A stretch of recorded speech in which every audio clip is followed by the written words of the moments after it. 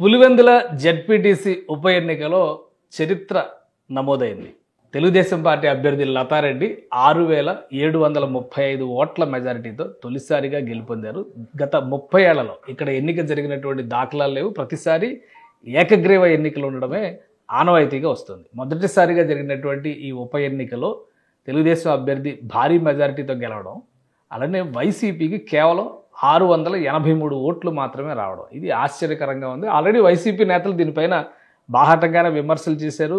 ఉప ఎన్నికల repolling stations 2 చోట్ల రీపోలింగ్ జరిగితే దాన్ని కూడా బాయ్కాట్ చేశారు.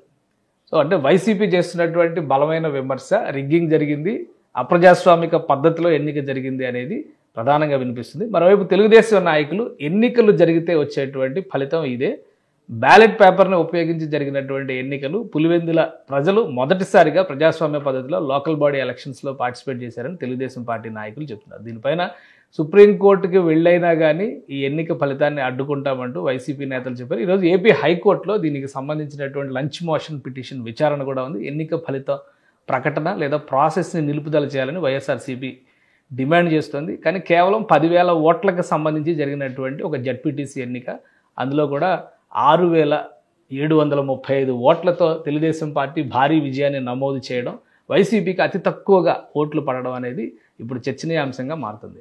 మరోవైపు ఈ ఎన్నికని ప్రజాస్వామ్య పద్ధతిలో జరిగిన ఎన్నికలుగా కూటమి నేతలు అభివర్ణిస్తున్నారు. ఇక కోర్టు దీనిపైన ఎలాంటి నిర్ణయం తీసుకుంటుంది అనేది కూడా ఆసక్తికరంగా మారింది. మొత్తం మీద గత 30 ఏళ్ల చరిత్రని చూస్తే కనుక పులివెందుల అసెంబ్లీ నియోజకవర్గానికి ఎన్నికలు జరిగినటువంటి దాఖలాలు ఉన్నాయి, కానీ పులివెందులకి సంబంధించినటువంటి లోకల్ బాడీ ఎలక్షన్స్ అన్నీ కూడా దాదాపుగా ఏకగ్రీవం అవడమే ఒక ఆనవాయితీగా వస్తుంది. ఇందులో వైఎస్ఆర్ ఫ్యామిలీ డామినేషన్ నడిపిస్తూ వస్తున్నారు. ఒకవేళ ఎవరైనా నామినేషన్ వేసినా బెదిరింపులకు దిగడం వల్లనే ఇవి ఏకగ్రీవంగా మారాయనేటువంటి విమర్శల్ని కూటమి నాయకులు చేస్తున్నారు. ఇక కోర్టులు దీనిలో ఎలాంటి నిర్ణయం తీసుకుంటే వేచి చూడాలి. ప్రస్తుతానికి మాత్రం అధికారిక ప్రకటన రిటర్నింగ్ ఆఫీసర్ నుంచి ఇంకా రావాల్సి ఉంది. కానీ గెలుపు తెలుగుదేశం పార్టీ కోటాలో వచ్చేసినట్టుగా మాత్రం సమాచారం వస్తుంది.